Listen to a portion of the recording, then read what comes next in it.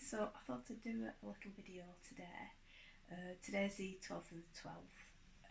It's a full moon. It's quite an auspicious day. A good day for letting go of things, writing and burning, releasing what no longer serves. And it's also a good day for planning for the year ahead. So for me today especially, I've been thinking and reflecting on this past year. It's gone by so quickly, as the years seem to do now. I've had a really excellent year personally, but I've had to really push myself out of my comfort zone. For those of you that know, doing videos like this, for example, is not something I find comfortable, and I've had to really push myself out of my comfort zone to do these. And also, it's very much getting myself out of the spiritual closet, which I've found quite difficult at times. When I wrote my first book, which was released in April-May 2018, it was a real pivotal moment for me. For those that the groups that I was part of knew that I was a spiritual person, but to actually write things down, publish them in a book and put them out into the public arena was a very, very scary moment for me. Some people, I have had a little bit of not conflict but resistance from certain people close to me that don't understand what benefit any of my work has, and unfortunately I don't think I'm going to be able to change their mind, but that's just life. So releasing my first book was a scary moment for me, and then early on this year I released my second book, which was all about angels, which I thought was my best work yet. Obviously with these things you develop with time. It's like any skill, you do something the first time, it's not so good. You do something a second time, it's better, and then it gets better and better as you go along. So at the beginning of this year I released my second book, Mighty Angels, which was well received, I think, and I am on with my third book, which is going to be a little bit more mainstream, I think, because I plan to do a book on mindfulness and meditation. So I've already done 10,000 or so words on it. I was going to crack on with it over the summer, but with one thing and another it just never happened and it didn't feel right. So that's my plans for next year, is to finish my third book and to release that hopefully, and hopefully it'll be well received. I've already had people that are interested in buying it. So this year I've had to really push myself out of the comfort zone. If you can hear some snotting in the background, that's my dog. He's just going to sleep. But yeah, I've had to really push myself out of my comfort zone. I started doing wellbeing events early on this year, mainly because I got really frustrated, and I wanted to get out there, meet people, network a bit, and sell some more books basically. So I started doing my wellbeing events, which I've really, really enjoyed, and I've met some lovely, lovely people. Sometimes you don't make a lot of money on these events. It swings and roundabouts. Sometimes you make a bit of money, other times you only just about make maybe £10-20 profit, but that's life, and it's not always about making money. Sometimes it's about the experience as well, and making connections. So I've really enjoyed doing that this year. Whether or not I'm still going to do wellbeing events next year or not, I haven't made my mind up. I might do one or two, but I'm contemplating on making my mind up what I want to do, basically. So, and in the summer I had the opportunity to do a 2-day book signing at the Hen Shop in Avebury, which was just amazing. And if you'd said to me three years ago that I'd do that, I wouldn't have ever believed it. But it was a fantastic opportunity again, pushing myself out of my comfort zone. But what a fantastic day, well, couple of days I had.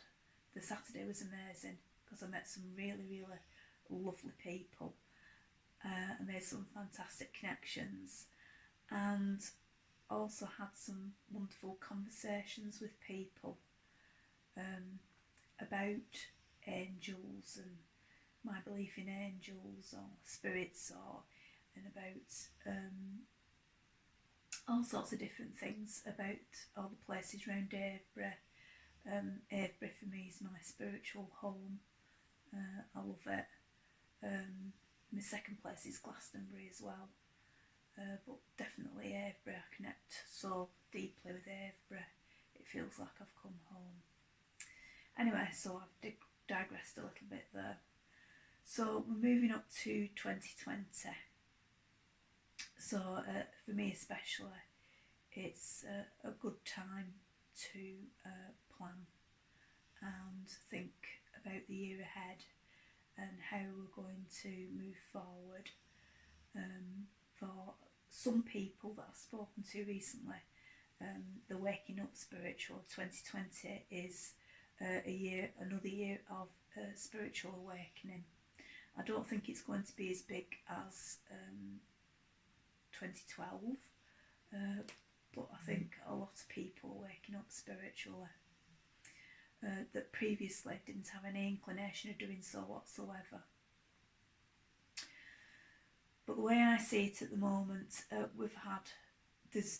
and reading a lot of spiritual stuff and learning from a lot of spiritual teachers, there's a lot of talk about being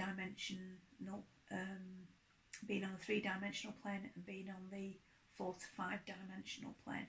I don't like using the terms 3-dimensional and 5-dimensional. I prefer the terms lower level, ego-based vibration, and the higher vibration that a lot of spiritual people are on at the moment. And because we've got 2 streams of consciousness going, we've got the lower consciousness and we've got the higher consciousness. You can see the lower ego-based consciousness being really triggered and provoked at the moment. I've had a lot of conversations this year with people where they've said, what on earth's going on? The world seems to have gone a bit mad. And it's for us that are on the spiritual vibration, it's very difficult not to lose sight of where we are and what we're at, and to dip down and get engaged in these conflicts and petty arguments and being triggered by other people. And it's pertinent for me because at times I've forgotten and I've reacted to people when I shouldn't have done. And so we've got to be mindful, especially coming up to this next year, 2020, not to be triggered by others, not to engage in conflict, and not to dip down. But if we do dip down, that we need to be conscious of it and take a step back, take a breath, and realign ourselves and remind ourselves who we are, what we're doing, and why we're here. Especially in the world of politics, things have just gone absolutely bonkers. I think this is why I've done this video again today as well, because today in the UK this is a voting day. And I'm not going to get into any sort of politics or anything like that, but things at the moment, particularly with politicians, ego-based personalities,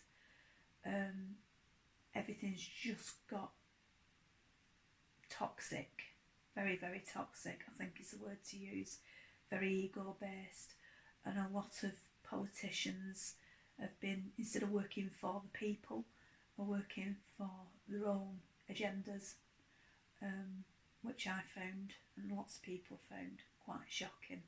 But this again is this two streams of consciousness, the ego based that are very triggered, and then we've got the higher spiritual level, where we can see what's happening and find it very difficult to understand and to relate to that. So I hope with that sort of like makes sense with what I've been saying. So we're moving forward to 2020. It's very important that we stay aligned on purpose. We follow our soul purpose. It's very important to be of service to others, and that's what a lot of us on the spiritual path have to do, to be of service to others, to be there, to be understanding, to be compassionate, to support one another, and to be a guiding light for others. So I know some of that's been a bit deep, but it's just something that I've needed to share, and it's something that I also need to remind myself as well. So I'm just going to wrap up this now. So so those of you that need to plan ahead for 2020, what are you going to do? How are you going to do it? And now is a very, very good time of the year to start putting those action steps into progress and to plan. Okay, so I hope I've not waffled too much, and I'll speak to you again soon, and thanks for listening.